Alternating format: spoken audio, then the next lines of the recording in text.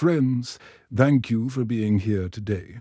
We stand at a precipice in economic history, a moment where the tectonic plates of global finance are shifting beneath our feet.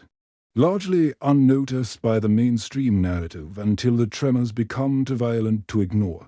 What if I told you that the risk-free foundation upon which the entire global financial system rests, the United States Treasury bond, is rapidly becoming the epicenter of the next great collapse, and perhaps more importantly, how long can a nation borrow trillions of dollars to pay interest on money it has already spent, before the mathematics of insolvency trigger a devastating reality check for every household in America? To understand the magnitude of the financial earthquake that has already begun, we must look past the daily fluctuations of the stock market and focus on a subject that often makes eyes glaze over: Iran credit ratings. On the surface, the topic of credit downgrades sounds bureaucratic, dry, and detached from the reality of putting food on the table or paying a mortgage.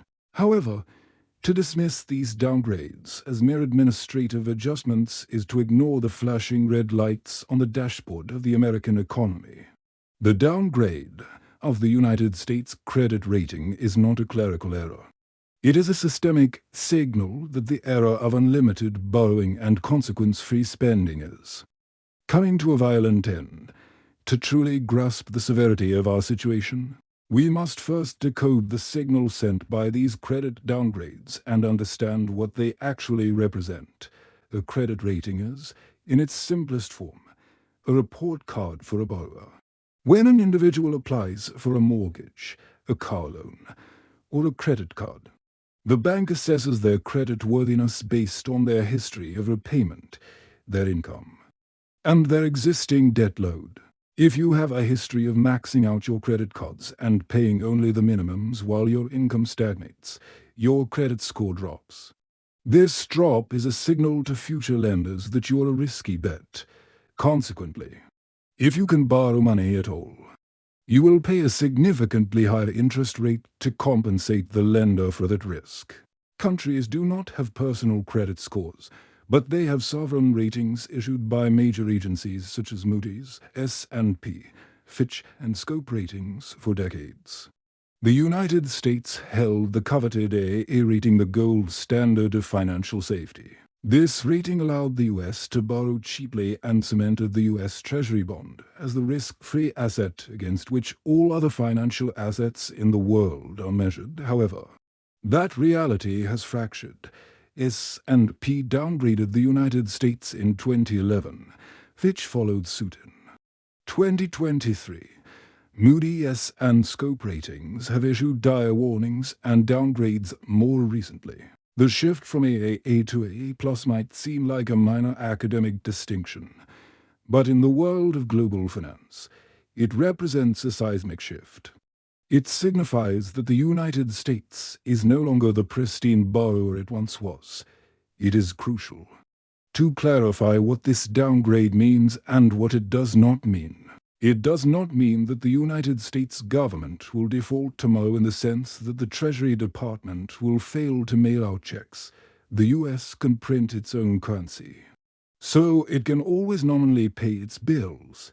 No serious analyst is worried that the government will bounce a check next Tuesday. Instead, the downgrade acts as an early warning alarm, a siren wailing in the night, telling investors that America's long-term fiscal path is mathematically unsustainable. It signals that the risk of holding U.S. debt is rising, and as risk rises, investors demand higher returns. This dynamic pushes up interest costs, creating a vicious cycle that is already wreaking havoc on the federal budget. Now, let's look at the drivers of this collapse, which are rooted in the undeniable mathematics of insolvency. The primary driver of these downgrades is not a temporary economic blip, but a structural rot-in. The nation's finances, the numbers are not just bad, they are catastrophic. To understand why the rating agencies are sounding the alarm, we must look at the exploding cost of servicing the national debt. According to data from the St. Louis Federal Reserve, and the U.S. Treasury. The trajectory of interest payments is terrifying. In the fiscal year 2020, the United States paid approximately $514 billion in interest on its national debt. Fast forward just 5 years to the first quarter of 2025, and that number has skyrocketed to $1.1 trillion. This represents a staggering increase of over 100% in half a decade.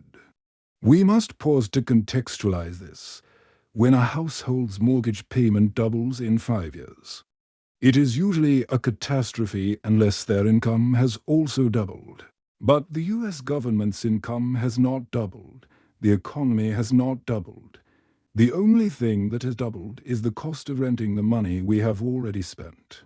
This explosion in interest costs is due to the collision of a massive debt pile now exceeding $38 trillion and higher interest rates. Currently, interest payments consume approximately 35% of all U.S.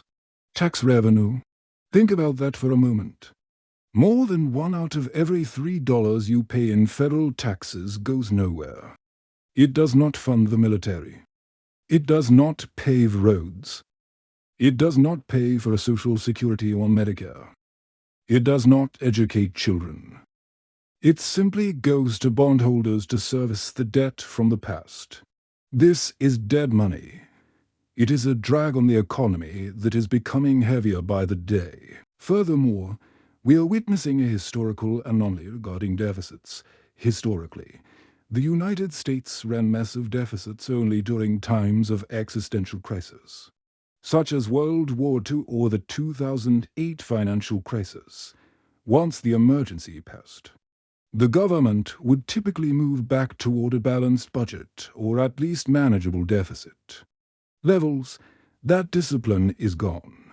Today, the U.S. is running crisis-level deficits during normal times when unemployment is low and GDP growth is ostensibly steady.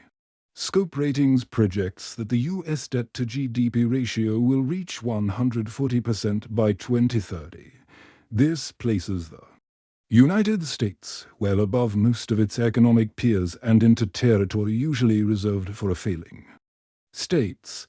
When debt grows faster than the economy itself, which is happening right now, it is the single biggest predictor of a sovereign debt crisis. We are borrowing from future generations to pay for current consumption. But the bill is coming due, and the credit agencies are finally acknowledging that the emperor has no clothes. The agencies are not just looking at the balance sheet. They are looking at the management. Scope Ratings, Fitch, and Moody's have all cited weakening governance standards as a reason for their pessimism. They see a political system in Washington that is paralyzed by gridlock and brinkmanship. We see repeated debt ceiling crises where the government threatens to shut down. We see a complete inability to address the looming insolvency of Social Security and Medicare. We see tax cuts extended without spending offsets, and spending programs launched without revenue streams. This political dysfunction makes fiscal reform almost impossible. The rating agencies have concluded that the U.S. government lacks the political will to save itself. The danger of this situation extends far beyond Washington, triggering a contagion effect that happens when the financial foundation shakes. The danger of a sovereign credit downgrade extends far beyond the halls of Congress. It triggers a contagion effect that ripples through the entire financial ecosystem, eventually landing on the doorstep of every American consumer. When the sovereign rating falls, the banking sector is the first casualty. In October 2025, following the U.S. downgrade, Moody's also knocked down ratings for major American banks like Morgan Chase, Bank of America, and Wells Fargo. Why did this happen? It happened because these banks hold mountains of U.S. government debt as capital reserves. The entire global banking system is built on the premise that U.S. Treasuries are risk-free. They're the foundation of the house. When the rating agencies say, actually, this foundation is cracking, It's not A anymore. It's A+. The value and perceived safety of the assets held by banks are degraded. If treasuries are riskier, then the institutions built on top of them are riskier. This raises funding costs for banks. When banks have to pay more to borrow money, they pass those costs directly to consumers and businesses. This is the mechanism by which a credit rating downgrade in Washington triggers a financial earthquake on Main Street. Higher treasury yields act as the gravitational force for all other interest rates. As yields on government bonds rise to attract wary investors, mortgage rates rise in tandem. Auto loans become more expensive. Credit card interest rates spike. The cost of capital for businesses increases, making it more expensive to expand a factory, buy new equipment, or hire new workers. This constricts economic activity. We are witnessing a scenario where the foundation is shaking, and as a result, everything built on top of it, from the stock market to the housing market, is becoming unstable. While global investors still treat treasuries as a unique asset due to liquidity and the dollar's reserve status, the recent treasury auctions have been telling. We are seeing tails in auctions, meaning the government has to offer high yields than expected to find buyers for its debt. This is the market voting with its feet. When millions of investors simultaneously reassess the risk of the United States, volatility increases, liquidity dries up, and the tremors of the collapse begin to be felt. As the bond market struggles, we see the Federal Reserve falling into a trap where they are forced to stimulate into a bubble. As the bond market struggles and interest rates on the debt soar, all eyes turn to the Federal Reserve. However, the central bank is caught in a trap of its own making, a predicament where every possible exit leads to disaster. This is the endgame scenario. We have recently seen the failure of quantitative tightening QT. The Fed attempted to reduce its balance sheet and normalize policy. But the financial system is now so addicted to liquidity that the withdrawal of support caused immediate stress.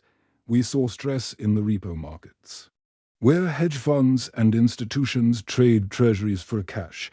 The oversupply of treasuries, combined with a lack of liquidity, forced the system to creak. Consequently, the Fed is being forced to stop QT and pivot back toward quantitative easing. So, they must suppress rates. But how do they suppress rates when investors are selling bonds? They become the buyer of last resort.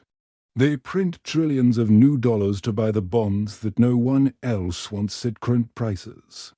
This brings us to the inflationary feedback loop. We are effectively stimulating into a bubble. The Fed is injecting liquidity into an economy that is already suffering from inflation by resuming QE to save the bond market and the government's solvency. They're debasing the currency. This leads to higher consumer prices for everything from groceries to gasoline.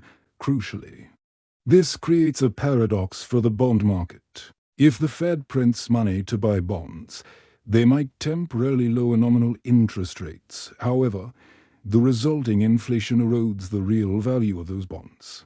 If inflation jumps to 5% or 8% because of money printing, an investor holding a bond paying for a percent is losing purchasing power. Therefore, investors will demand even higher yields to compensate for the inflation risk. This forces the Fed to print even more money to suppress those rates, creating a doom loop that ends in currency destruction. The Fed is hoping to manage a controlled demolition. But history suggests that once confidence is lost, the unraveling is chaotic and rapid. They're trying to save a bubble that cannot be saved, merely transferring the pain from the government's balance sheet to the purchasing power of the American family. This predicament forces us to ask if there is a way out. But we're unfortunately facing three impossible solutions. Is there a way out? Can the ship be turned down? When we analyze the situation with cold, hard logic, We are left with only three potential solutions to the US debt crisis. Unfortunately, two are politically or mathematically impossible, leaving only one disastrous path forward. First, we have the option to cut spending, in theory. The government could balance its books by slashing spending, but we must look at where the money goes. It is not just waste, fraud, and abuse. The vast majority of federal spending is tied up in mandatory entitlements, Social Security and Medicare, defense, and interest on the debt. To make a meaningful dent in the deficit, Congress would have to cut Social Security checks for seniors, slash health care for the vulnerable, or gut the military. Politically, this is suicide. No politician in Washington, Democrat or Republican, is willing to tell voters that their benefits are being cut by 30% to satisfy bond market vigilantes. Gridlock ensures that spending cuts of the necessary magnitude will never happen, as we have seen. Even minor attempts to curb spending result in government shutdowns and are quickly reversed. Second, we could try to raise taxes. The common refrain is that we must tax the rich, while the wealthy should pay their fair share. We must look at the math. If the government were to confiscate 100% of the wealth of the top 100 billionaires in America, taking every penny from Elon Musk, Jeff Bezos, Mark Zuckerberg, and the rest, it would raise approximately $3 trillion. That sounds like a lot until you realize the national debt is over $38 trillion and rising by $2 trillion a year. You could liquidate the entire billionaire class, and it would fund the government for perhaps 6 to 8 months. Then you are back to square one, but with no billionaires left to tax and an economy in ruins. The deficit is simply too large to be solved by tax hikes alone. The hole is too deep. This leaves only one viable option for the political class: devaluation and inflation. Printing the money is the path of least resistance. It is the cowardly way out. But it is the path that has been chosen. Instead of defaulting, explicitly telling bondholders they won't get paid, the United States will default implicitly. They will pay back the $38 trillion debt. But they will do so with dollars that are worth a fraction of their current value. This is a soft default. It allows politicians to claim they honor their obligations, while in reality, they are wiping out the savings of the middle class and retirees through inflation. Inflation is not an accident. In this scenario, it is the policy. It is the only way to reconcile the mathematical impossibility of the debt load. I want to pause here and ask you, which of these three paths do you think the government will ultimately choose? Or is there another way out that we are missing? Let me know your thoughts and predictions in the comments below. I read through them to understand your perspective. The rest of the world is not blind to this, and their reaction is causing global realignments and a war on what constitutes real value. The rest of the world is not blind to this dynamic. We are witnessing a massive global realignment as central banks and savvy investors position themselves for the end of the dollar as hegemony. This brings us to the critical distinction between real stores of value and speculative assets. Central banks around the world are aggressively de-dollarizing. They are reducing their holdings of US Treasuries because they see the writing on the wall. They know the US will inflate its debt away, and they do not want to be the ones holding the bag. Furthermore, the weaponization of the dollar through sanctions has taught nations that holding US debt comes with political risk. So, what are they buying? They are buying gold. Gold is the only financial asset that is not someone else's liability. It has no counterparty risk. It cannot be printed into oblivion. It is the clean shirt in the dirty laundry hamper of global currencies.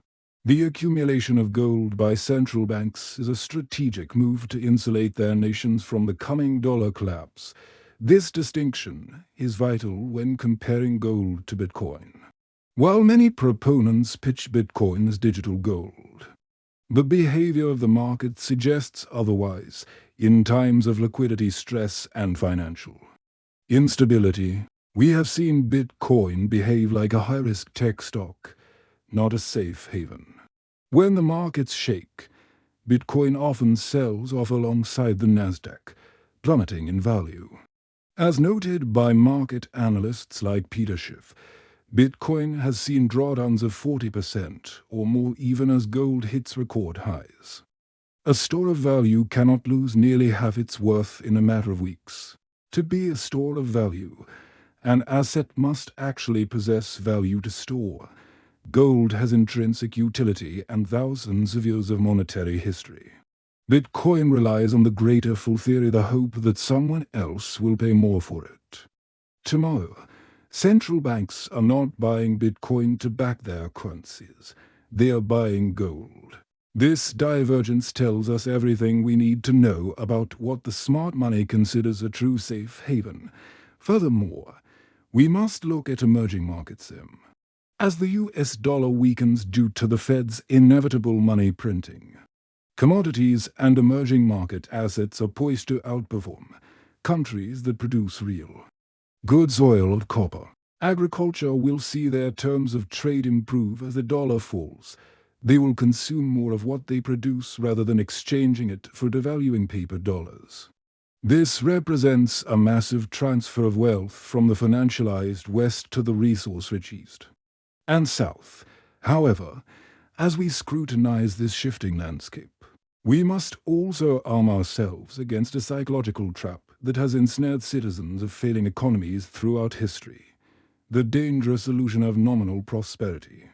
We must guard ourselves against the money illusion that typically precedes a full-scale currency collapse, a phenomenon economists often refer to as a crack-up boom. It is a cruel paradox that in the early to middle stages of an inflationary crisis, the stock market does not crash in the way we traditionally imagine. Instead, it melts up.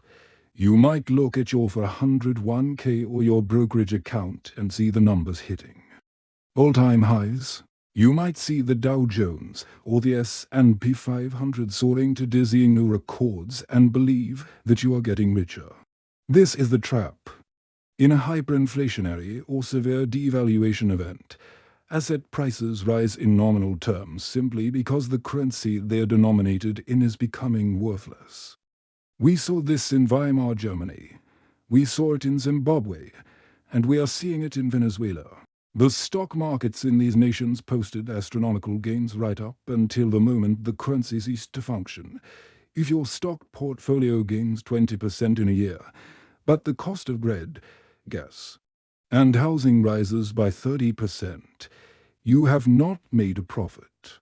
You have sustained a catastrophic loss of purchasing power. This optical illusion serves a distinct political purpose. It allows the government and the Federal Reserve to maintain a veneer of solvency and success. As long as the stock market is green, a large portion of the population remains complacent, unaware that the ground is crumbling beneath them. They confuse price with value. The price of your home may double, but if it costs twice as much to buy a gallon of milk, you are no better off. In fact, you are worse off, because you will be taxed on those phantom capital gains. The government effectively taxes you on inflation, taking a slice of your profit even though that profit represents no increase in real wealth. This is the most insidious form of taxation because it was never voted on by Congress, never signed into law by the President, and never debated in the public square. It is a stealth tax administered by central bankers, transferring wealth from the prudent saver to the indebted state. Consider the plight of the retiree who has played by the rules their entire life. They saved diligently, bought bonds, and put money into a savings account, believing that the interest would sustain them in their golden years. In this new reality, they are the primary victims. The risk-free return on their treasury bonds is negative in real terms. The cash in their savings account is an ice cube melting in the sun. They are forced to speculate in risky asset stocks, junk bonds, crypto just to preserve what they have. This pushes the average American further out on the risk curve precisely when they should be conserving capital. The financial system has been turned into a casino where you must gamble to survive.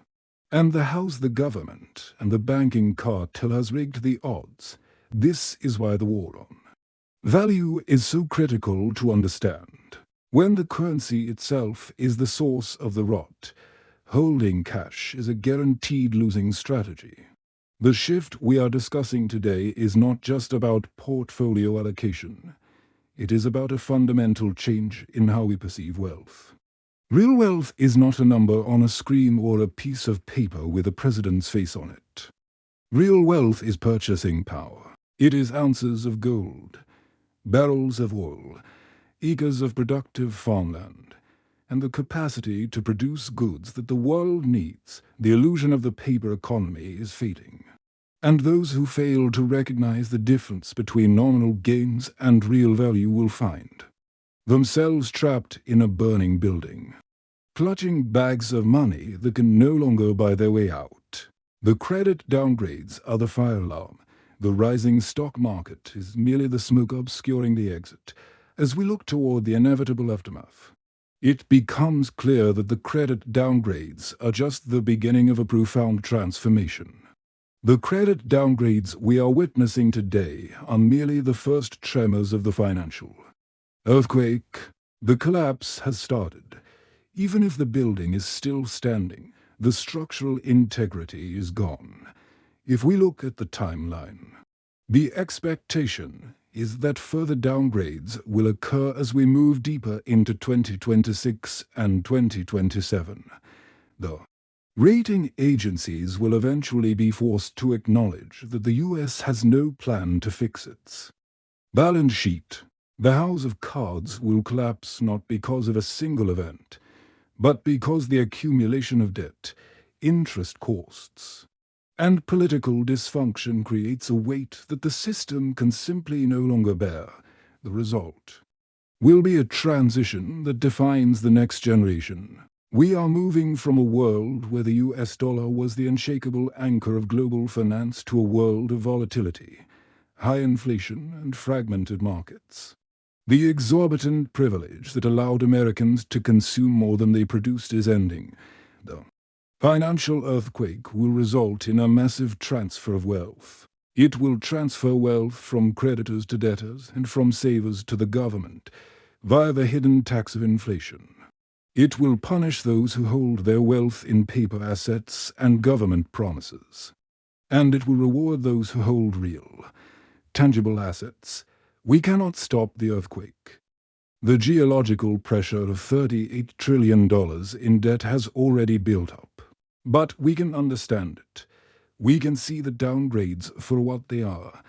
A final warning to get our financial houses in order before the ground opens up.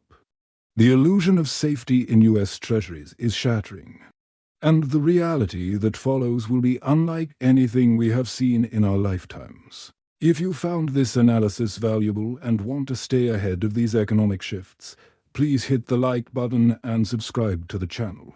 Your support helps spread this message to more people who need to hear it.